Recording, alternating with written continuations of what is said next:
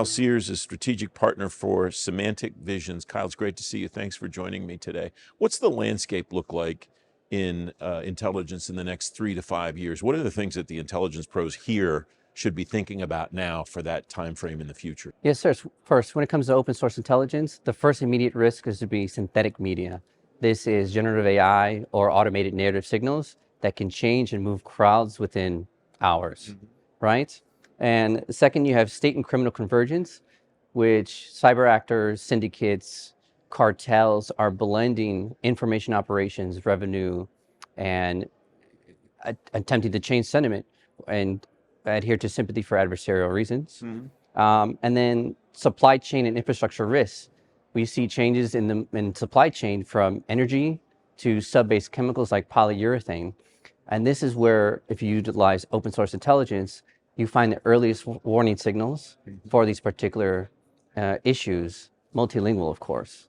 Yeah. What are the issues that you're seeing organizations have in sorting through each of those three things?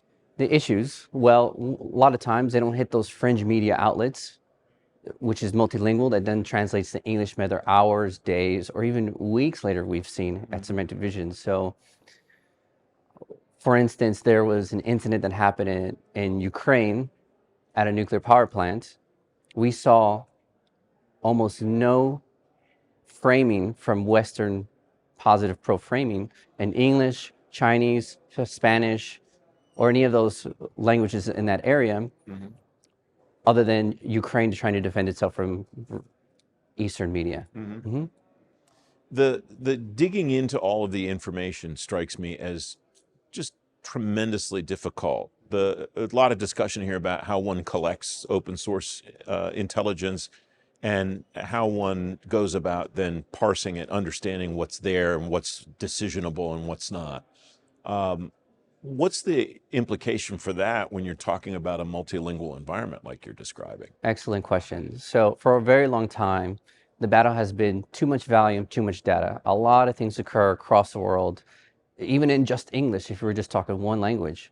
But now that we have large language models out, so we have multilingual models, and we want to make sure that when the collection does occur, it's curated. So it's not, a lot of times people use OSINT specialists, Boolean string text in one language.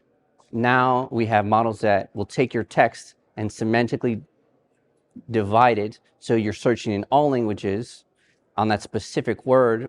It doesn't need to be perfect spelling, but the way that algorithms and some other models catch it will then semantically break it down and curate it, so it's cutting down the volume specifically to what you're looking for. And the data goes as far as like structured events and narrative signals that you actually care about, instead of just throwing everything at you. So I think that has greatly reduced the amount of effort and OSINT analysts that need to be on the floor. And I know that some of the pipelines for the services haven't deep dove into such OSINT practitioner that these new models and tools and software help a mid analyst look like a senior professional in shorter amount of time. You used a term at the beginning of the conversation that I think is really interesting, synthetic media. And I know the definition of that term. Are the tools getting better for organizations in the intelligence community to figure out what's synthetic and what's real? So the only thing we can really do currently is to train models against disinformation, misinformation, and deepfakes is what you're getting after. But as AI continues to evolve, because it's evolving faster than industry can keep up with too, right? Not even talking about policy, that generative AI is going to come out and it's going to be a battle against your model against my model, and how the AI is going to use it to weaponize. So it might come down to a conversation of what can the human experience at mass scale take in, its sentiment over long-term themes and messaging that occurs, whether true or false, and how do we frame each event that occurs.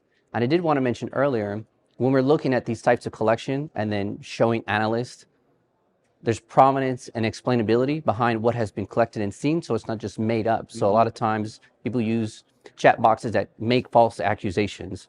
Well, at Semantic Visions, we have explainability and provenance behind each collection. Yeah. We just have a couple of seconds left. What would you tell somebody in government today is most likely to be their biggest challenge a year from now among those three things that you described at the beginning of our chat? The biggest channel is, data layer 1, data layer 2, and maybe, so OSINT is supposed to be a speed up your targeting. So there's classified information that identifies a problem. OSINT is supposed to help you speed to target it. How can we develop a pipeline to where the models are able to look at both data layers simultaneously and then give you a picture that is shareable among the coalition? It's great to have you here. Thanks for joining me Yes, today. I appreciate it. Thank you.